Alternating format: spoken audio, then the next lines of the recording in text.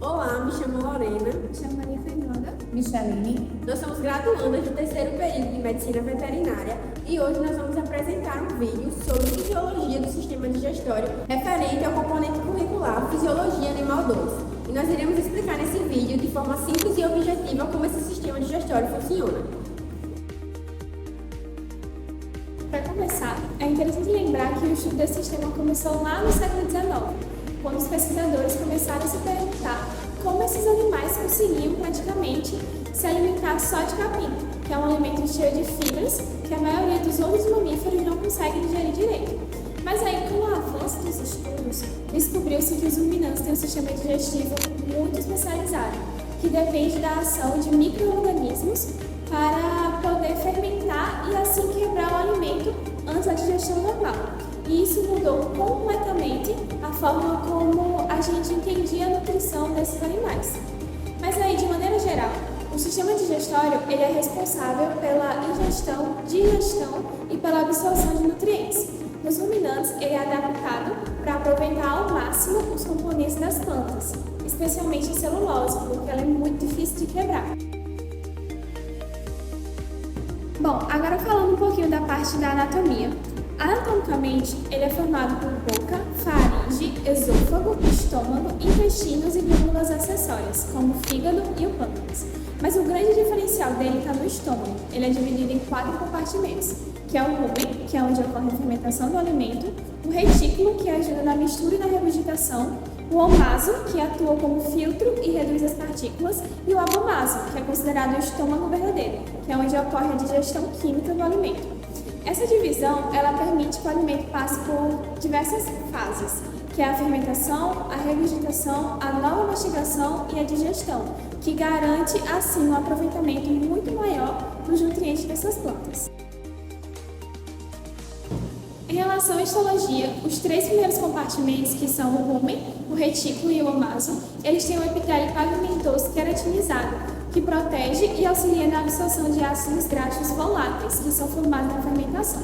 Já o abomaso, ele possui mucosa glandular que produz ácidos e enzimas digestivas, iniciando assim a digestão química de fato. No geral, toda essa estrutura, ela mostra como os ruminantes são altamente adaptados a uma dieta vegetal, aproveitando toda a energia dos alimentos que são ricos em fibras, como o capim e o feno. Nos próximos tópicos que as meninas vão apresentar, a gente vai ver com mais detalhe como esse processo acontece e quais são as principais funções fisiológicas desse sistema.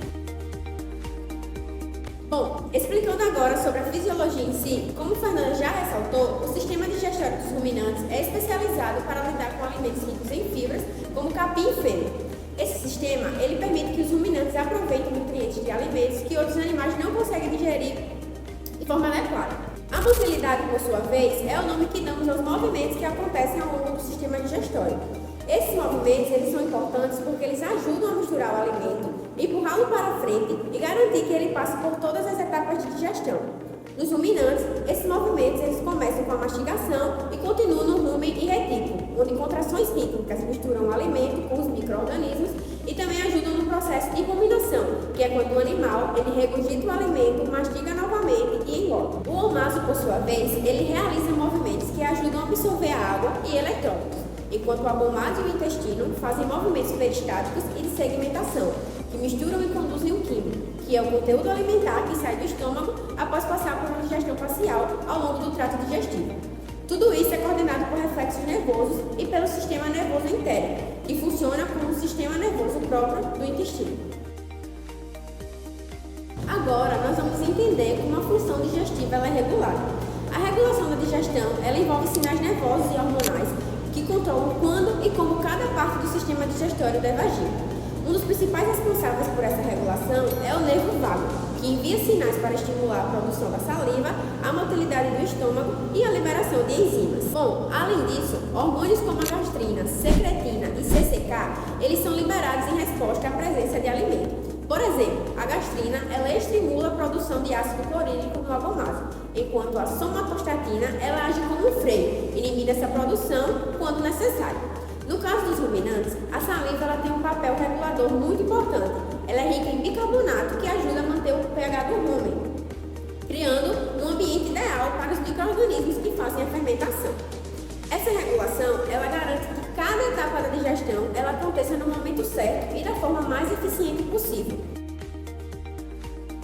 Agora falando um pouco sobre as fases da digestão, elas são divididas em 3 momentos principais, sendo eles fase cefálica, fase gástrica e fase intestinal.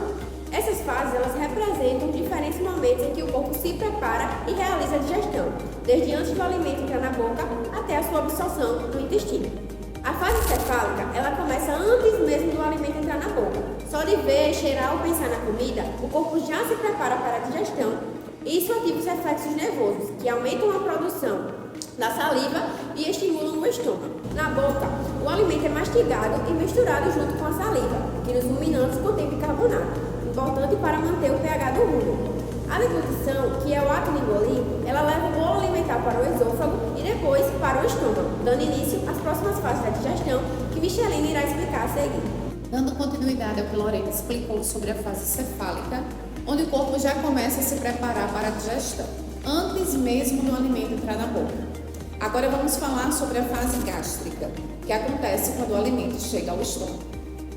Na fase gástrica, o alimento chega ao abomasum, que é o estômago verdadeiro dos ruminantes.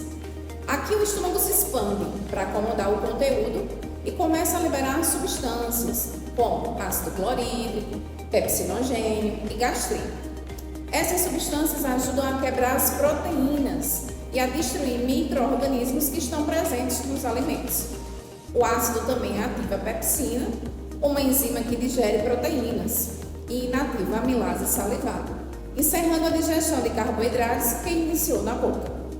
Essa fase é regulada por reflexos nervosos e pela presença de peptídeos, aminoácidos do estômago, que estimulam a liberação de mais ácidos e enzimas. Por fim, na fase intestinal, o quimo, que é o alimento parcialmente digerido, passa para o intestino delgado. Aqui ocorre a digestão final e a absorção dos nutrientes. O pâncreas, por sua vez, libera enzimas que ajudam a quebrar proteínas, carboidratos e gorduras. O fígado, por meio da vesícula biliar, libera a bile, que emulsifica as gorduras e facilita a sua digestão. A parede do intestino também libera enzimas e hormônios que regulam esse processo. A motilidade intestinal vem a garantir que o quimo seja misturado e empurrado ao longo do intestino, permitindo que os nutrientes sejam absorvidos. O que sobra segue para o intestino grosso, onde ocorre a absorção de água e a formação das fezes. Em conclusão, o sistema digestório dos ruminantes, com sua arquitetura pluricavitária e o complexo processo de ruminação, representa uma notável adaptação evolutiva que maximiza a utilização de alimentos fibrosos.